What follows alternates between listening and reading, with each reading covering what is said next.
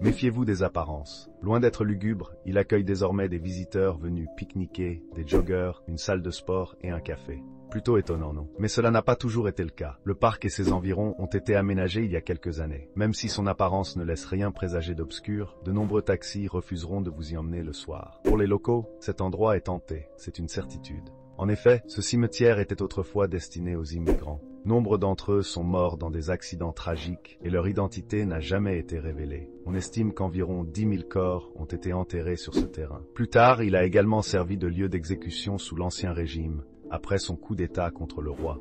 Pendant un temps, il est aussi devenu tristement célèbre pour les nombreux suicides qui s'y sont produits. Pendant longtemps, le parc a été négligé et les croyances veulent que les fantômes des personnes enterrées là-bas aient été mécontents de voir l'endroit se dégrader et être laissé à l'abandon. Les manifestations paranormales se sont faites de plus en plus fréquentes et les taxis refusent maintenant d'y aller. Certains chauffeurs de taxi ayant conduit des passagers dans la zone ont affirmé que, lorsqu'ils se retournaient pour regarder la banquette arrière, leurs passagers avaient disparu ou étaient recouverts de sang. D'autres ont même raconté qu'après avoir déposé leurs passagers, ils avaient, sans le savoir, embarqué un passager supplémentaire. Les habitants auraient souvent vu des taxis quitter la zone avec une personne gravement blessée, couverte de sang, avec des bras ou une partie de la tête manquante, assise sur le siège arrière ou même juste à côté du conducteur. Aujourd'hui, les esprits seraient plus apaisés grâce à l'aménagement et à l'entretien du parc, mais cela n'empêche pas les chauffeurs de taxi d'être toujours réticents à vous y emmener à la nuit tombée.